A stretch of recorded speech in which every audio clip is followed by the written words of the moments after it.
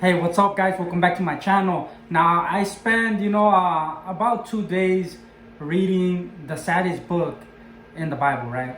In my opinion. And that is the book of Ecclesiastes. Now, if you don't believe me, pause the video, go read it, or at least read part of it, and then come back and you'll be like, yeah, it's super depressing, right?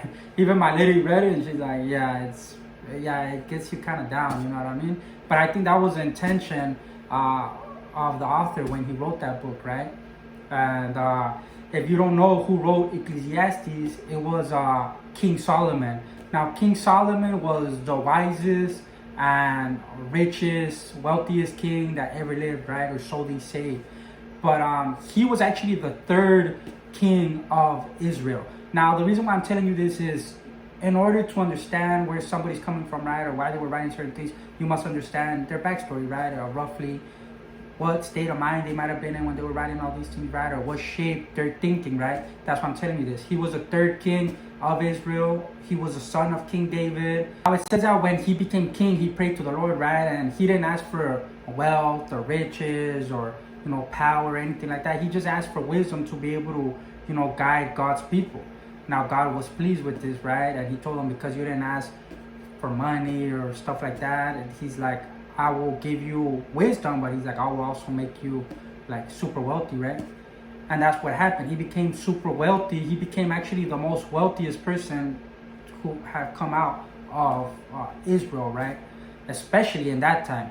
Now, as time went on, right, it says King David amassed a lot of wealth. People from all over the world would come to hear his wisdom, right? Like the story of the Queen of Sheba and things like that. They would bring him tribute as well, right? Where they would bring him probably a little gold here or certain things like that, right? But towards the latter part of his life, he did go a little astray from the Lord, right? He started practicing idolatry. He started marrying foreign women whom God had told him, like, oh, if you marry these people, they will take your heart away from you. But he didn't listen, and later on, he ended up, it says he had like hundreds of wives, right? So he would build temples for them, and then he would go and worship with them in those temples. So obviously God was displeased with this, and he eventually ended up telling them that he was going to take the kingdom away from him, right? But for his father David's sake, that he would take it away from Solomon after he had passed, right? From his son. I think it was Rehoboam or something like that. Well, he ended up taking the kingdom away and splitting it, right? So only one tribe, or I don't remember if it was two, but I know for sure that only one was supposed to stay, right? Which was gonna be Judah for David. But eventually the other 10 tribes split up, right? And they separated, and that's where God had passed judgment on Solomon, but it wasn't in his time, his son's time, right? And that's when the kingdom of Israel split into two.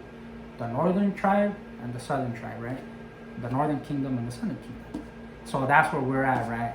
So the book starts off like this. Meaningless, utterly meaningless, says the teacher, right?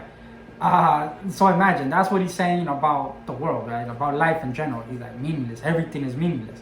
So when you go on to read a little further, right, he pretty much talks about how it causes him great pain, right? Knowing that you strive and you struggle and you're constantly like working and working and working. And he's like, he realized, what am I working for? Like at the end of the day, he's like, I'm just gonna stress myself out. I work so hard. I don't even sleep sometimes. And then he's like, I'm gonna end up leaving it to somebody else, right? He's like, who didn't work for it, who for all I know, right? He's like, he's not gonna be wise when he rules, but he's like, that's meaningless, because he's like, no matter if I was wise or no matter if I was a fool, no matter whatever, he's like, the same fate overtakes both, right? The wise as well as the fool.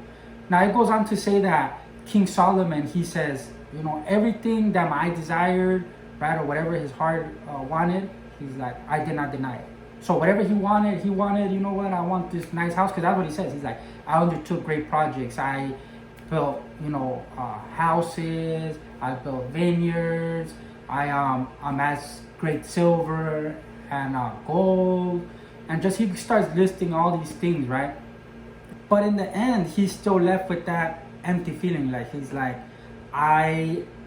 he didn't really find happiness, right? He didn't find, and that's what he says in another verse, right? He says, oh, one thing that I have seen is that God has made man upright, right? but that he chases after schemes. And I believe we could all relate to that, right? We all think, you know what, once I get this promotion, or once my YouTube blows up more, or once I get this place, or once I do that, then I'm gonna be happy, right?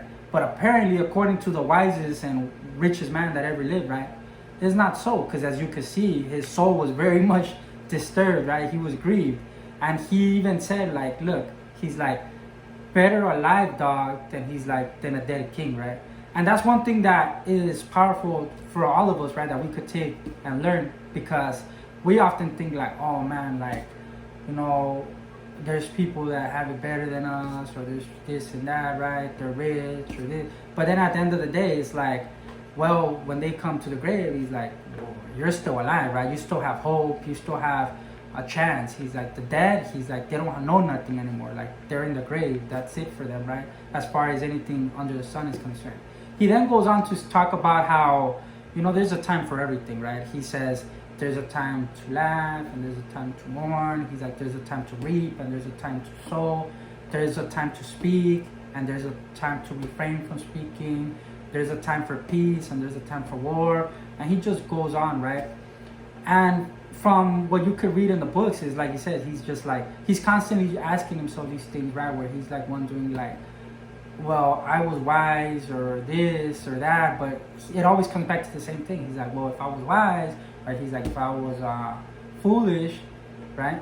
It always comes back to the same thing, that is like, we're gonna all meet the same thing. As a matter of fact, he says that he believes that the Lord did this to man to test them, right? To show them that there are no better or different than animals, right? He's like, because the same thing that happens to an animal, right? He passes away, and then, you know, that's it. He's like, the same fate overtakes even the man, right? And in all conclusion to this book, right, he pretty much says, this is his summarizes everything, right? In the very end, this is what he says. He says, you know, the conclusion of the matter is this. He's like, fear God and keep his commandments, right? He's like, for this is what mankind, you know, this is what they were made to do, pretty much. That's what he said. So you see all the circle where he's like, man, it comes full circle, where it was like, he was chasing after this, he was chasing after that, and then in the end, it's like, wow, you had amassed such great wealth, so much wisdom.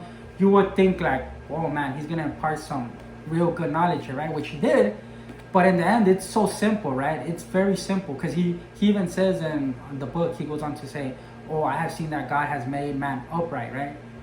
But man chases after his own schemes. So as you can see right there, God, I believe he already made man perfect. So happiness is not something that is external to man, right? That's why certain people like Solomon, he's rich or he's this or that, but he's like, he was chasing after the wind, right? He was looking for happiness here or there or that. But in the end, he says,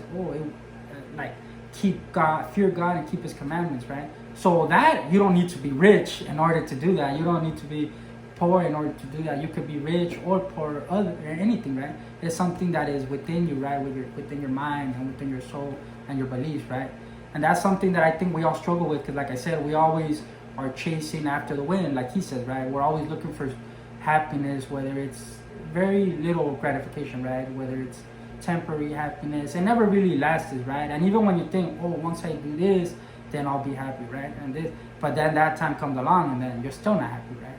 Because I believe that God made us specifically to love him and to commune with him, right? So if we're not doing these things, right, fearing him and keeping his commandments, you know, and loving him, then we're never gonna be filled, right? There's always gonna be that big hole in your heart that I'm sure everybody knows what I'm talking about when I say that, right? There's that hole, that empty feeling in your heart. And that's specifically why, because we were made to commune with, it says that Adam, right, he walked with God, right? So we're created to commune with God, to have fellowship with God. And when we sinned, we separated ourselves from him, right? But that all was restored by the blood of Jesus Christ on the cross, right? So now we could, you know, it says the Holy Spirit dwells in you, right? Now we're communing again with God, and you could have that peace and that love and that satisfaction, right? The living water that he talked about, right? Where it's like, they shall never thirst again, right? Because you'll be happy and you'll be content, like how Apostle Paul said it, right? In one of his letters, he's talking about how even now, he's like, we go hungry, you know, we're persecuted and all this, but they were still able to be content with no matter where they were at, right? No matter where people were at in life, whether it was John the Baptist, whether it was apostles, they were content with what God had given them, right? And the life that they had at that moment. And they had that security and that peace and that love in their heart that only God could do, right? So I hope you guys understand where I was coming from with this video. Comment down below what are your thoughts. But other than that, I'm out. Peace.